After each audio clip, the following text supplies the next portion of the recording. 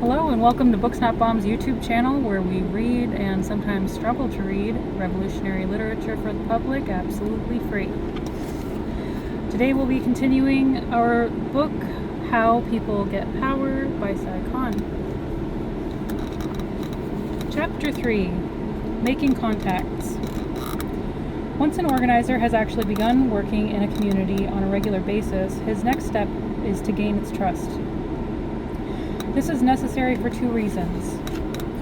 First, in most cases, the extent to which an organizer can influence the actions of a community will depend on how well he is trusted by its members. There are organizing tactics which are based on emotions rather than trust. In conflict situations, for example, organizers have deliberately intimidated groups into action, on the assumption that in the course of the action the group would develop its own motivations and impetus. This occurs many times in the early civil rights movement, where large numbers of people first developed a real understanding of what they were doing and why, while being clubbed to the ground or pushed with a cattle prod. Situations like this have occurred mostly in issue organizing, where an issue which could serve as a nucleus for people to come together around has appeared unexpectedly, and an organizer has moved in to take advantage of it. But such tactics would not ordinarily be used in a situation where the organizer has already selected a community and made extensive preparations to move into it. The second reason for gaining the trust of the community is to establish as quickly as possible a base of power. Once an organizer has gone into a community, his first responsibility is to stay there until he accomplishes what he has set out to do, or in some cases until it has become certain that there is no way he can accomplish it. Saying that the organizer sets out to accomplish certain goals does not mean that he decides in advance what the goals of the people in a community should be. An organizer's own goal should be to help people in the community achieve the things they see as important to their own lives.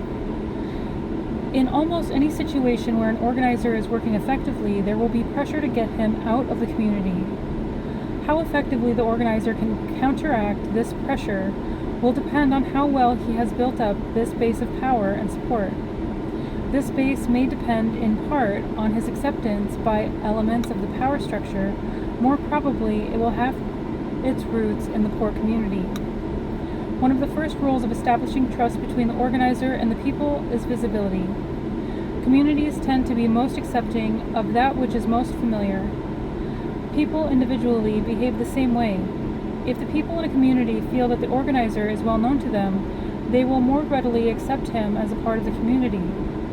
In a community where a good organizer has been working for some time, most people will overestimate by several years the length of time he has actually been there.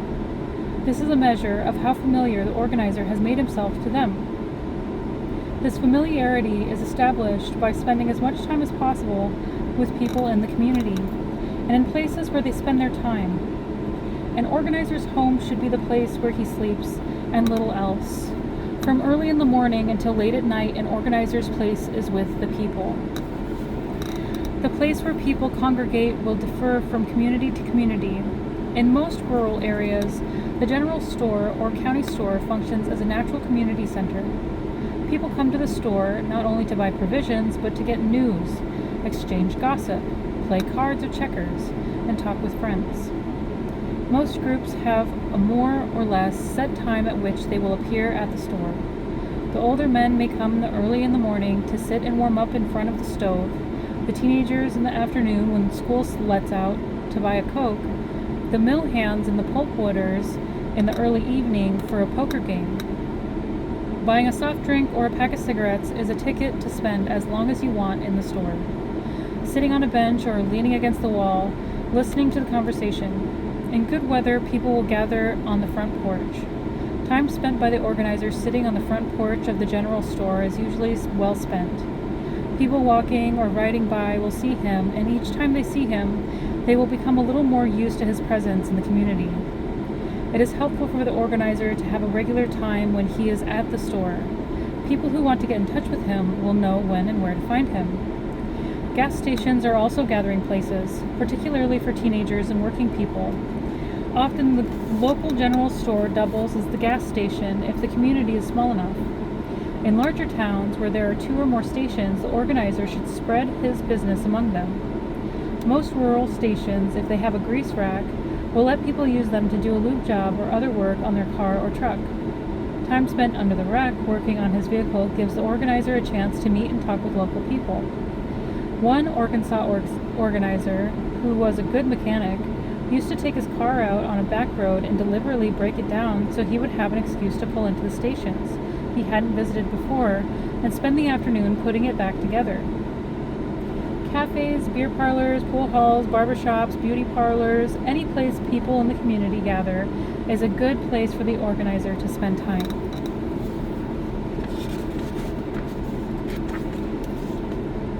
From time to time, communities will have special events which are worth attending. Auctions, dances, revivals, turkey shoots, drag races, football games, fish fries, chicken suppers, barbecues, trading days, gospel sings, country music festivals, all offer an opportunity to be seen and make new contacts, especially if the organizer is comfortable in these situations. By meeting people away from their homes in places and situations which are basically neutral, the organizer has a chance to size up the people in the community and to find and develop a relationship with those people he plans to use as organizing contacts. Meetings of this type are extremely useful in broadening the range of acquaintances the organizer has within the community.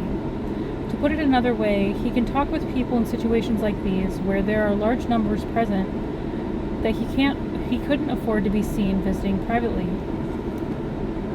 Every community contains numerous overlapping subgroups based on economic, political, and social and kinship relationships. If the organizer can gain the confidence of one or more key members of any group, his acceptance by its other members is fairly well assured. On the other hand, too close a connection with one group may result in rejection of the organizer by other groups, which they are in conflict with. The organizer should become aware as soon as possible of the different factions within a community so that he can avoid too close an involvement in groups which might limit his acceptance by other elements of the community. Once several key contacts have been developed, these can be used to develop other contacts within the community. Generally speaking, once the first key contacts have been made, the organizer should not try to make other new contacts cold. By this time, some of the people in the community with whom the organizer has been in the closest contact should be developing a certain awareness of what he is trying to do. This is not always the case. Many very personable and likable individuals have gone into communities with the expressed intention of organizing them, have become very well accepted by the community, and have left without the community ever learning what they were there for, and without any organizing taking place. The organizer should begin early, trying to develop with his contacts ideas for things that could happen in the community. These may be ideas that the people themselves contribute, or that the organizer raises and people react favorably to. These ideas can then be used as tools to find other sympathetic contacts. The organizer can say things like, "How about bringing me by to see some other folks who feel the same way we do?" Or, "Why don't you take me to see some folks you think can really be trusted about this?"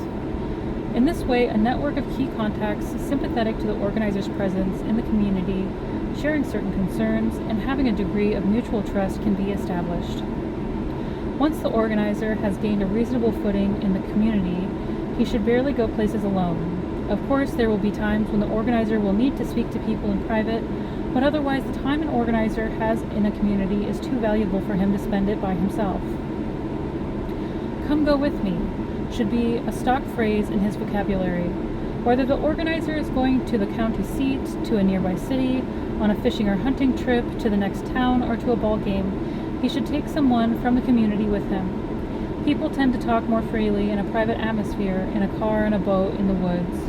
Trips like this give the organizer a chance to get to know better the people he is working with, and give them a chance to get to know him. These trips also give him a chance to begin communicating to these people some of his ideas and to begin motivating them towards action. Another reason for these close contacts is so that people in the community can begin to understand the way in which the organizer operates and to move towards becoming organizers themselves. In the many ways the functions of an organizer in the community is to produce other organizers. This is another way of saying that the organizer's role is to help bring forward new leaders within the community. The area in which an organizer is working is almost always too large for him to do all the footwork himself, and he will have to rely increasingly on the people working with him. In addition, the process of completely organizing a community, something which has probably never been done, takes an extremely long time, possibly 10 to 30 years. Few organizers will stay with one community for that length of time. When he does leave the community, the organizer must leave behind people who are committed to continuing the work of organizing and who also have the skills to do so. By working closely with his key contacts, the organizer is training them to eventually assume this role. In some ways, the organizer's main job in the community in the early stages of organizing is simply to make friends with the people there. That these friendships are also essential to the work of organizing the community does not mean that they are any less real. Most good organizers have a very real love and respect for the people they are working with and develop deep and lasting friendships with them. Many organizers, however, have a sense of uneasiness about these friendships because they feel they are in a way using these people to achieve their own goals. This need not be true as long as the organizer's main goal is to help people in the community achieve what they see as important to their lives. The organizer may not agree with what the community people want. His personal priorities may be very different from theirs. But he should always remember that however much he is accepted by the people in the community, he never becomes a member of it. It is always their community, never his, and he should never let his priorities override or undercut theirs. In many situations, the organizer will also want to go about getting to know the power structure.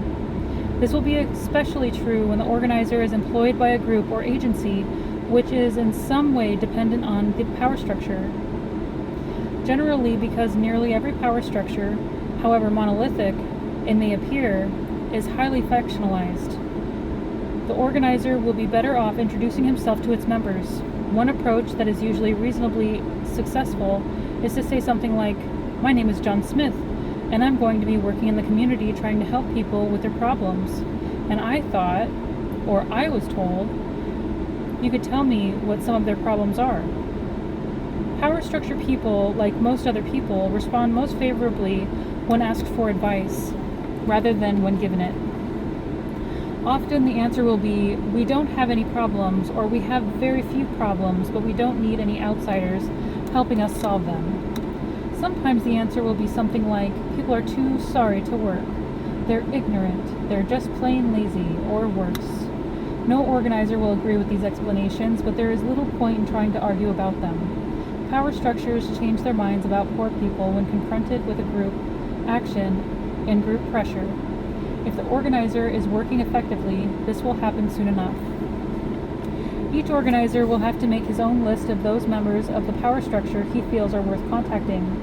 Such a list might include members of the governing authority of the county, mayors and city councilmen, city managers, the sheriff, county and municipal judges, school superintendents, welfare directors, labor office managers, housing authority directors, urban renewal directors, community action agencies, personnel, public health directors and nurses, county agents, and home economics, farmers, home administration, personnel, wardens, jailers, FBI officials, planning commission personnel, and members of the Board of Education, Welfare, Health, the CAA, the Farmers Home Administration, the Public Housing Authority, model cities and other boards, as well as committees. In rural and agricultural areas, personnel of the U.S. Forest Service, Fish and Game Commissions, the Soil Conservation Service, and the Agricultural Stabilization and Conservation Service may be important. Key private individuals might include lawyers, doctors, industry personnel managers, ministers, school principals, service organizations, heads, chamber of commerce personnel, and key members of electrical membership cooperatives and farmers cooperative organizations. Few organizers will see fit to contact even a majority of these persons. A complete list for even a small county would run too well over 100 people, and the time involved in contacting all of them would be tremendous. There will also be a great difference in the relative importance of these people and in their relative value to the organizer. Few of them will be members of the power structure in the sense of having a major influence on decision making within the community. Most of them, however, can at one time or another be useful to the organizer. A surprising number of these individuals, particularly in areas where the poor constitute a potential political majority, are aware of the possibility of power shifts in the direction of control by the poor, and many are willing to cooperate in ways that might help their own political future.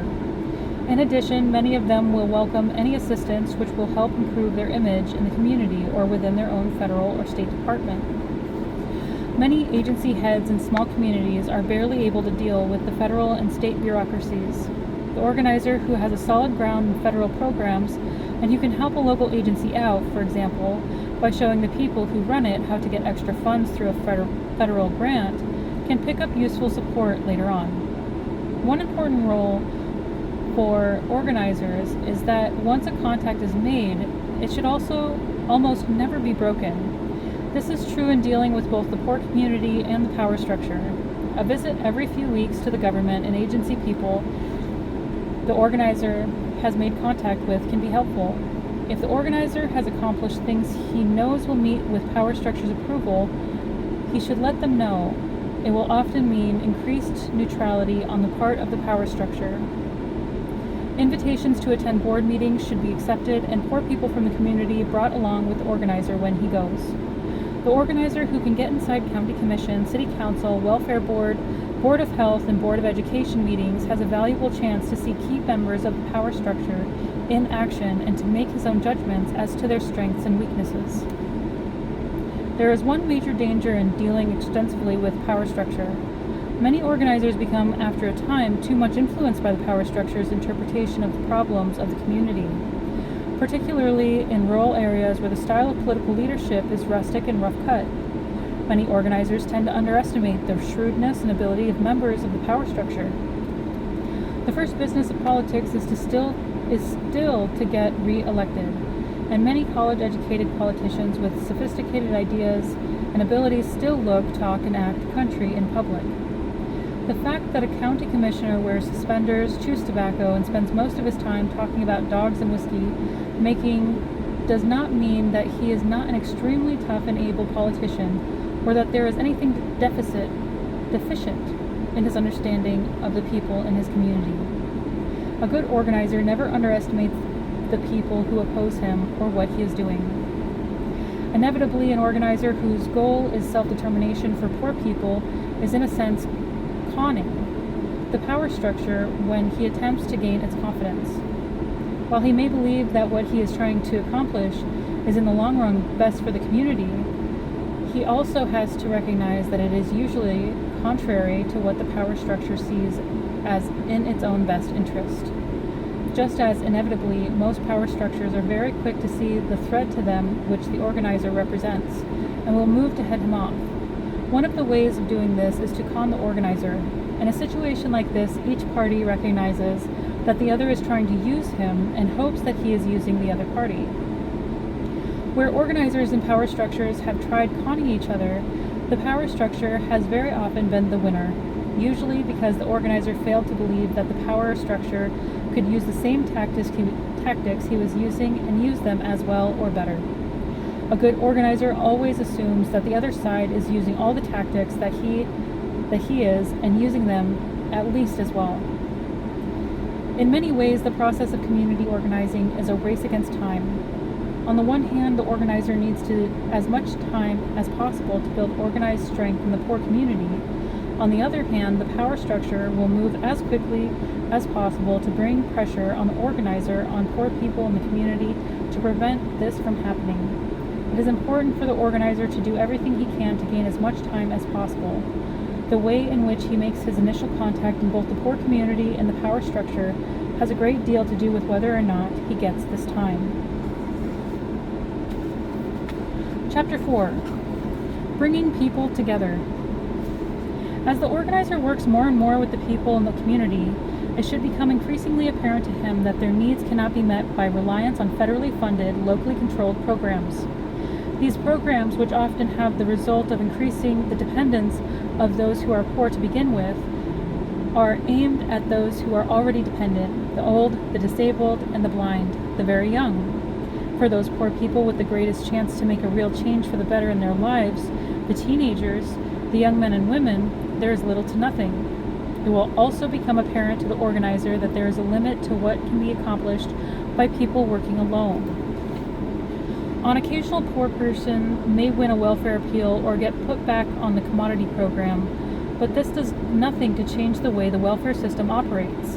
In a mass society in which power is exercised on a broad basis by methods of mass control, only group action is capable of applying the leverage necessary to change any of the ways in which the system functions. Years of single-handed efforts by courageous and determined individuals have proved only that such efforts can accomplish little against a power structure accustomed to absolute authority and willing to use any means necessary to maintain it. The struggle between poor and power structure is on the much more sophisticated level today than in the early days of the civil rights movement. At the time, the average power structure could be bluffed by militant speeches into yielding certain concessions, or more usually into overreacting to the point of physical violence, which had the almost inevitable effect of catalyzing, accelerating, and consolidating the struggle by poor people. Today, only the most inexperienced power structure can be bluffed into such action. The strategy of most power structures today is to prevent such incidents from happening out of a recognition that they are almost always turned to the advantage of the poor people's movement by the organizer.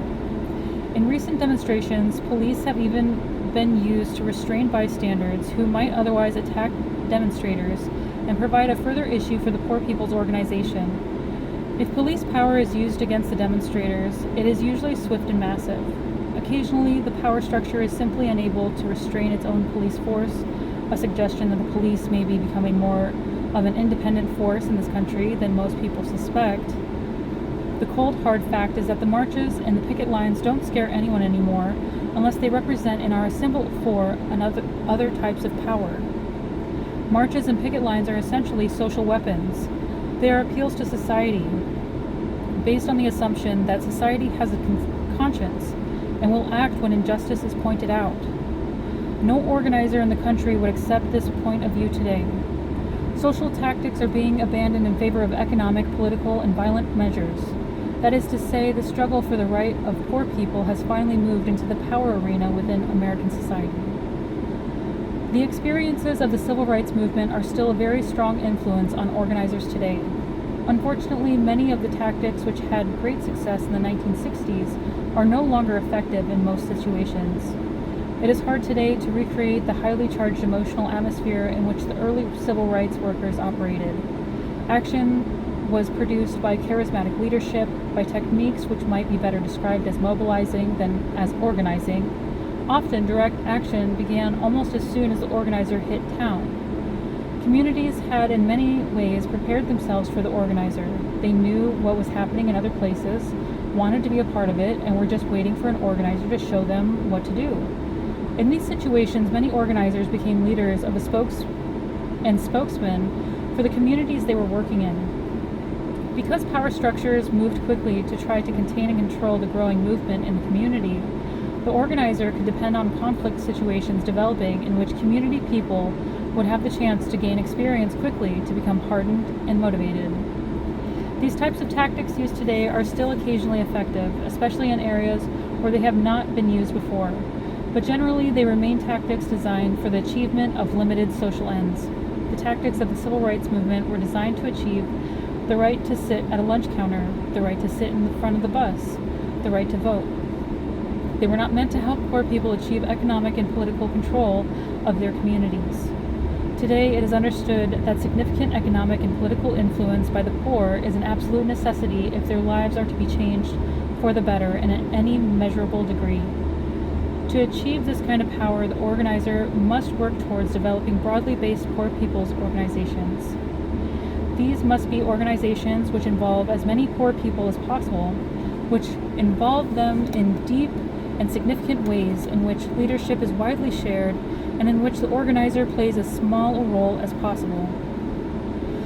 A good poor people's organization must be developed very slowly and with great care. If the organization expands too rapidly, many members will have little idea what the organization is about, nor will have any real voice in deciding what the organization should be about. Because those with leadership potential need time to develop it, and because leadership positions open up quickly, old line leaders can step in and divert the organization from the purpose of the core people. Membership will expand without direction, allowing many people to come into the organization who are against its real purpose and whose main reason for joining is to report to the power structure on what takes place. Because other persons lack experience, the organizer will have too large a role within the organization and may end up manipulating it to a great extent. Organizations which are put together quickly also tend to lack the mutual trust and interdependence which give an organization internal strength. If the kingpin of the organization, such as the organizer himself, is pulled out, collapse will often soon follow. To avoid these problems, the organizer must bring people together in such a way as to create mutual trust, interdependence, broadly based membership, and diversified leadership. To exclude from the organization those who might work against its goals, and to minimize his own role in it. The time in which he is actively working towards the creation of such an organization may well be his most difficult period within the community. His success will depend in large part on how well he has analyzed the community, how broad and how good his contacts are within it, how much pressure or freedom of action he has from the power structure, and how people trust he has been able to develop between key community people and himself. A good starting point is often to make a list, mental or written, of the core people the organizer considers to be potential leaders of the community. He can then begin to bring these people together, at first two at a time, later in groups, around the issues that have emerged in his earlier contacts with them. Many of these people will have known each other for years, and their own relationships will be different from the relationship any of them has with the organizer. As they begin to come together through the organizer, though, they will also begin to see each other partially in terms of their individual relationship to him. This is a very important factor in the whole process of organizing. The fact that the presence of an individual identified as an organizer is often enough to force individuals, couples, groups, and communities to re-examine themselves and their relationships and to change these relationships.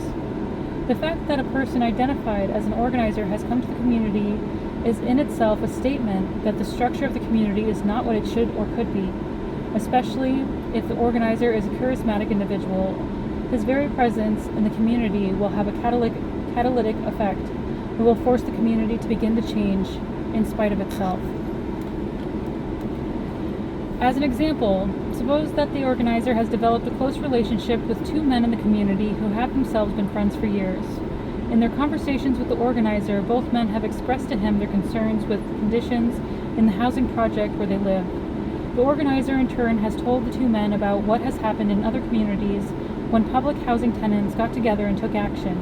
One evening, while talking with one of the men, he says, "Look, I was talking to a fellow down the street from you this morning and about the same thing, and he sounded like he might be ready to move. Why don't we go by his place and see what he has to say?" Talking together with the organizer, the two men began to experience their own relationship with an added dimension. Through the organizer as catalyst, they became potential partners and leaders in a group which has potential relevance to each of their lives.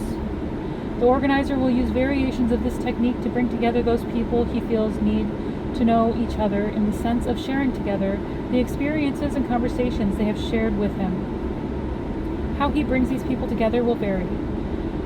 He may be driving to town with one man and say, "Hey, I promised to bring someone else into town this evening. Mind if I go by and pick him up?" He may ask two people to come by the same place at the same time.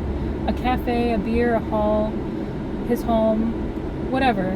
The specific technique used, the basic process involved creating situations where those people the organizer feels needs to get to know each other can do so. There are different ways the organizer can go on from the basic technique of bringing people together. In situations which may develop a higher degree of conflict and where aggressive confidential planning is necessary, the initial group may be developed by adding one person at a time. The organizer and one other person, usually the person he feels shows the greatest leadership potential within the community, will select the third person they both feel they can have a complete confidence in. The three would then select a fourth, and a fourth a fifth, and so on. Such a technique would be used in a situation where considerable power was at stake and where a high degree of mobility and secrecy was necessary. One general technique which has proved highly manageable is block organizing. While usually an urban technique, the same principles are often used in rural areas, although not under any particular name. In this technique, the community is divided by the organizer into areas which he feels have a certain natural cohesiveness and which are in effect sub-communities. These may actually be blocks in a town. More often, the divisions will be cross artificial barriers like block lines. A typical block might consist of the families living in a hollow or a tenement, the families living along a rural creek or road, and members of a quarters or the tenants in a housing project. In each block, the organizer brings people to form a block organization. These organizations in turn send representatives to a central poor people's organization. The block organization may take action on its own or in combination with other block organizations. This method is very flexible and has a number of other advantages. It combines the interdependence and trust of a small group with the power and leverage of a large organization. Because block organizations more or less follow classical lines of political organization, the transition to political action can easily be made. The block organizations are small enough to respond to local problems, which may not seem important to members of the larger organization, but which are important to people on the block. The relation between the Poor People's Organizations and its component block clubs makes for good communications. The block organizing also fits in with the need for dispersal and organizing. The civil rights movement relied heavily on mass meetings as a way of welding people together, communicating information, and developing motivation and impetus. The disadvantages of the mass meeting are that there are limited opportunities for individual participation, and that the power structure has a chance to measure the support which the Poor People Organization has. Real power today is a measure in numbers: number of votes, number of dollars, number of guns. A good organizer will not give his opponent the chance to estimate the degree of strength he is developing. It is much more difficult to estimate the number of persons attending 30 different block meetings at irregular times and in different places than to count noses at a mass meeting. Small meetings also give the people in the community more of a chance to participate in the development of their own organization. In a large meeting, many people will be fearful of speaking out because of shyness or out of fear of reprisals when what they say is reported back to the power structure. In a small meeting, everyone present can be made to feel important and to feel that he or she can speak freely without fear or retaliation. There will still be situations in which issues will arise unexpectedly, and organizers will use mobilizing tactics to assist the community in dealing with them. But in long-term community organizing, the slow, deliberate building of a Poor People's Organization is one of the organizer's most important responsibilities. Like entering a community, building an organization is something the organizer can only do once. How well he does it will determine how effective it becomes.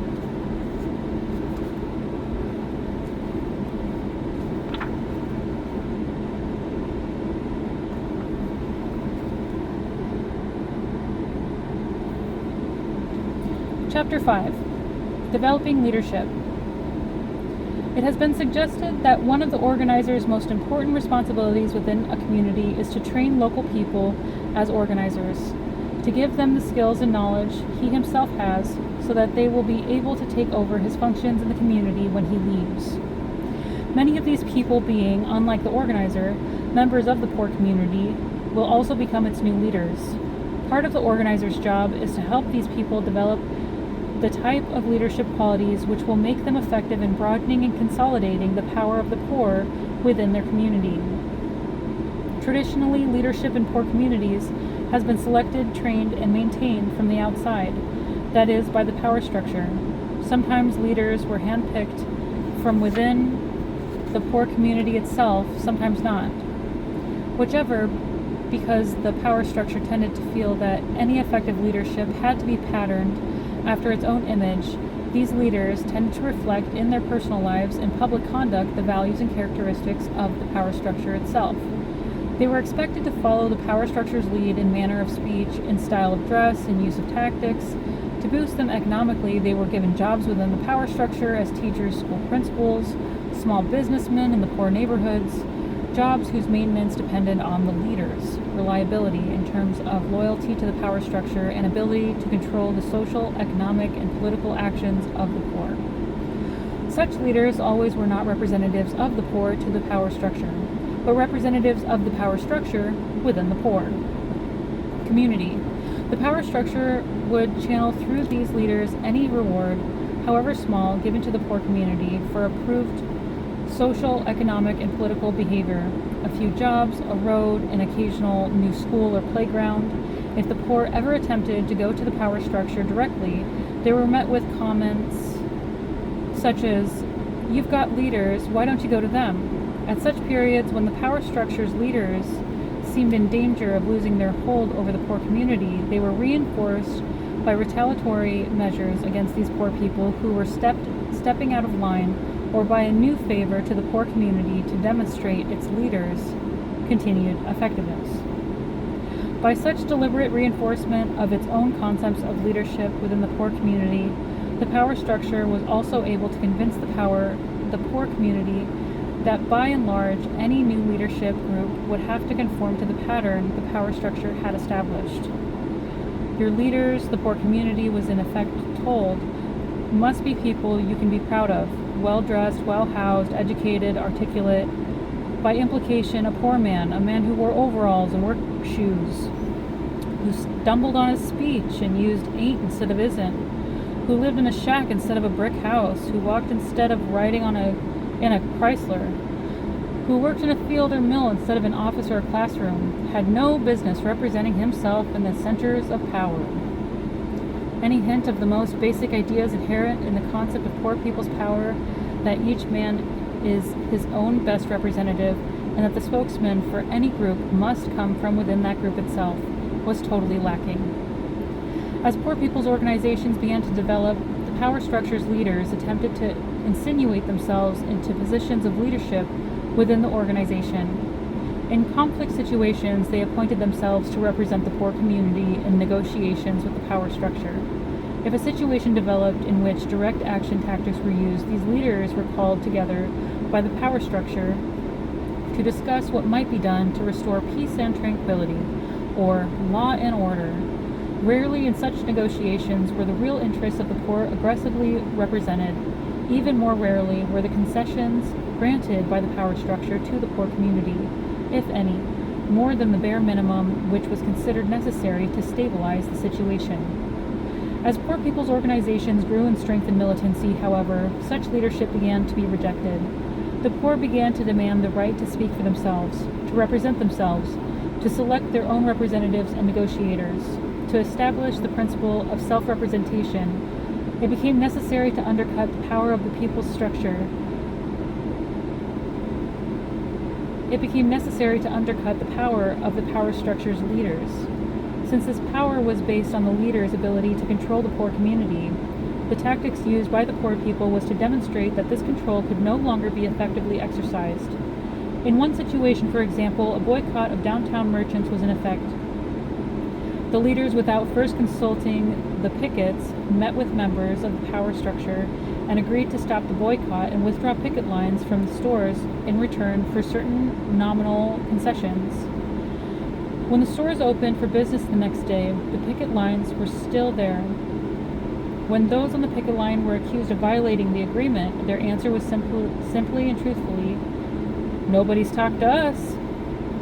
In this situation, the poor people involved in the boycott not only established the principle of direct representation,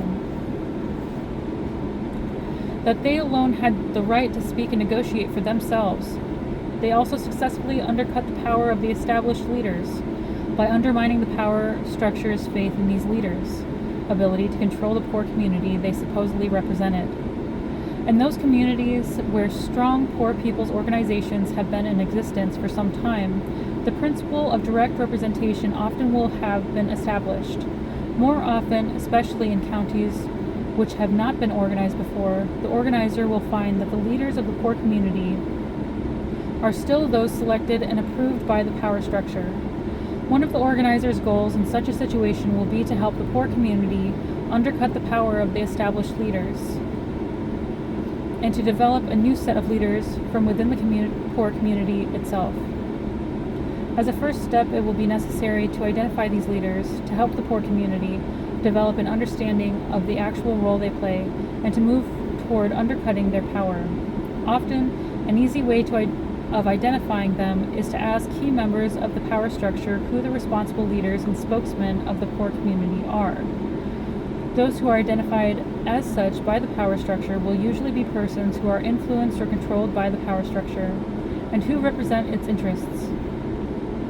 On the other hand, those identified by the power structure as troublemakers, agitators, outsiders, irresponsible, sorry, out of themselves, or a discredit to their race will often turn out to be the real leaders of the poor and part of in touch with the poor community.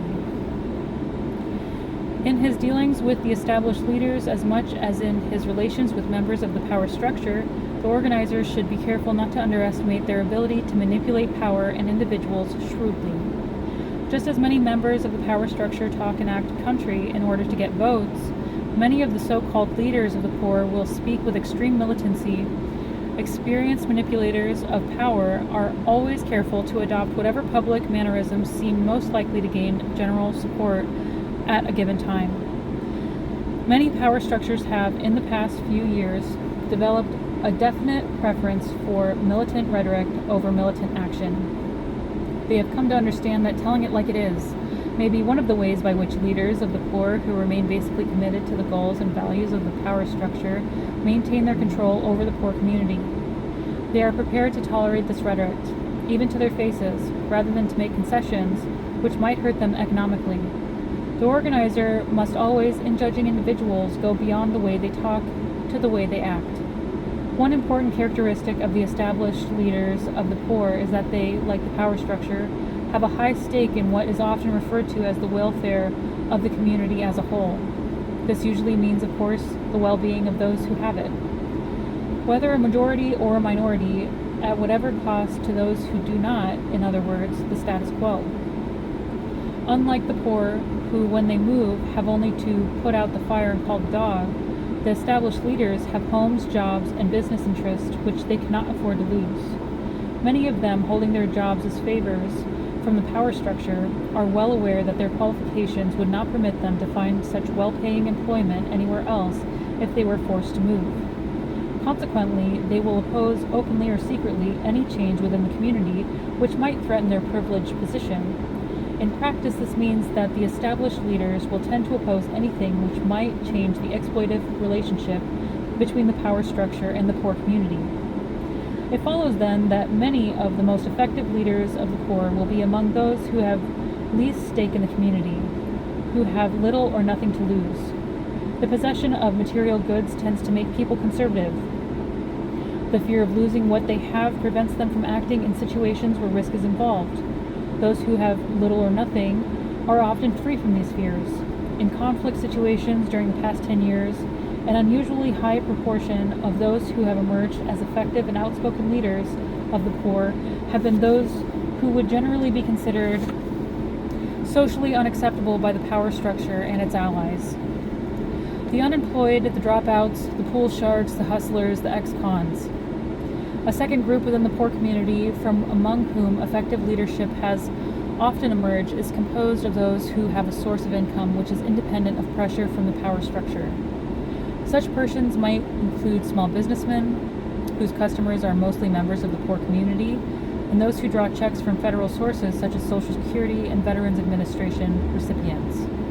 In rural areas, small farmers who own their land often are very independent and have good leadership potential. As a general rule, the more independent poor people in rural counties live in the most rural areas, where they are not subject to the daily contact with the power structure, which forces poor people in the towns to develop the dependent traits necessary for self-preservation. Most organizers, in choosing those whom they regard as having leadership potential, tend to project their own personalities onto the situation they are dealing with. Many organizers, for example, find it difficult to communicate with persons outside their age group.